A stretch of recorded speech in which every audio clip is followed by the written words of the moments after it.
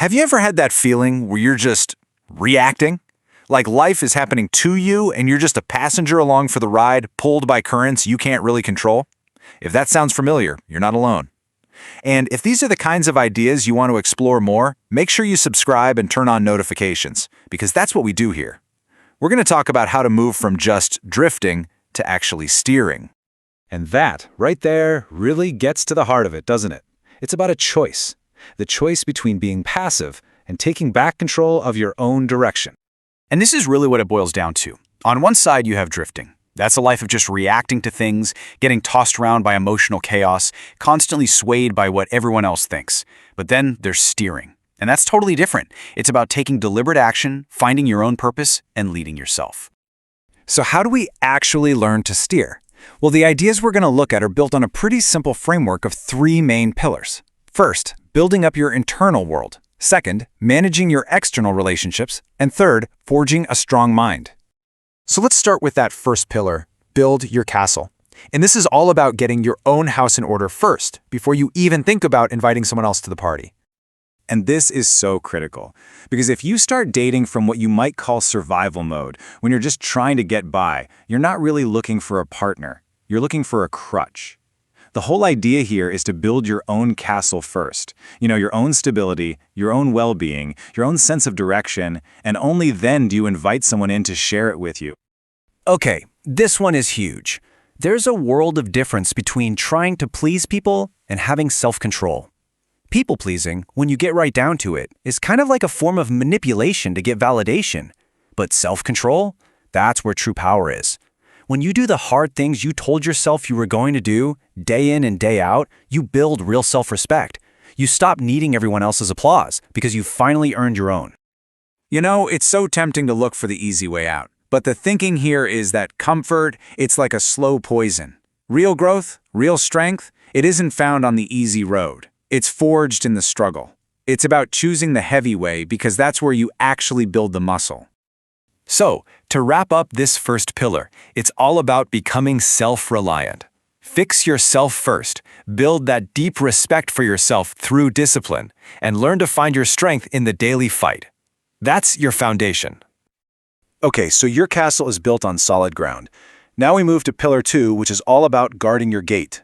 This is about being incredibly selective about who and what you let into your life, because you have to protect your energy.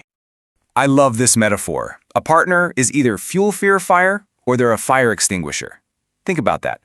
A draining, toxic, or even just a lukewarm relationship. It sucks the energy right out of you, and it will kill your drive. There's really no middle ground here. It's one or the other. Now, this one can be tough to hear, because we often fall into this trap. We think that just because a relationship has lasted for years, it must be a success. But sticking around in a situation that isn't working isn't a sign of loyalty. It's just a waste of your life. And this is actually tied to a well-known mental bias.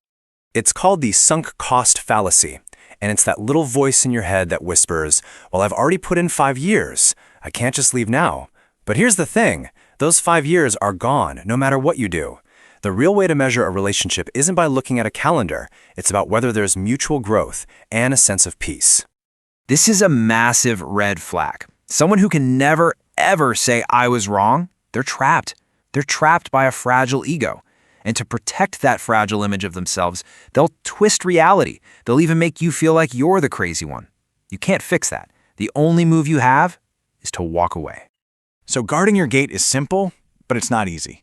It means you have to be ruthless about protecting your energy. Choose a partner who lifts you up, judge your relationships by their quality, and find the courage to walk away from people who are trapped by their own egos. All right, for our final pillar, we're going back inside. Pillar 3 is all about mastering your own mind and building an unbreakable mental framework for your life. This is such a powerful way to reframe the whole idea of revenge. Wanting to get back at someone who wronged you, it's just a drain on your energy. Real victory isn't about hurting them back. It's about taking all that negative energy and pouring it into yourself, into your own growth, until you become so successful, so focused on your own life, that you honestly forget they even exist. And there's actually a really powerful psychological term for this. It's called sublimation.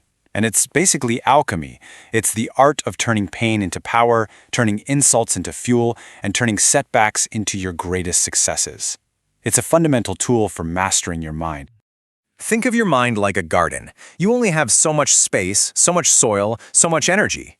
Every single hour you waste doom scrolling on social media, or endlessly overthinking things, or getting tangled up in pointless drama, that's energy being stolen from your real mission.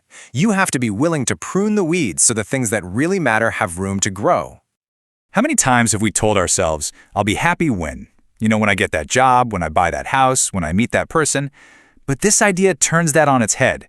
It says happiness isn't some destination you arrive at. It's a skill. It's a practice. It's something you cultivate right here in this moment. If you can't learn to be content with what you have now, no amount of success will magically hand it to you later. And this is the ultimate act of mental freedom. It poses a really simple but kind of devastating question. Why would you take life advice from a crowd of people who are, for the most part, stressed out, unhealthy, and financially struggling? The only opinion that should truly matter is the one from the person you look at in the mirror every morning. So mastering your mind comes down to this. Use negativity as fuel. Be absolutely ruthless with what you give your attention to. Practice happiness right now, and trust your own judgment above all others. Okay, we've gone through the 10 rules, the 3 pillars. It's a lot to think about. So the real question is, what now? What do you actually do with all this? How do you start steering? And the first step is actually incredibly simple. Don't try to do everything at once. That's a recipe for failure. Just pick one, the one rule that really hits you, the one that made you pause, and then take one small action on it. Today. Not tomorrow, not next week, today. That's where the power is. And that really brings us to the end. After all of this, it all comes down to a single decision, a choice that only you can make. Are you going to keep drifting along letting the currents decide your fate, or are you going to take the wheel? Let me know in the comments which one of these ideas stood out to you the most. And if this was helpful, please subscribe and turn on notifications so you don't miss the next one. Thank you for watching all the way to the end.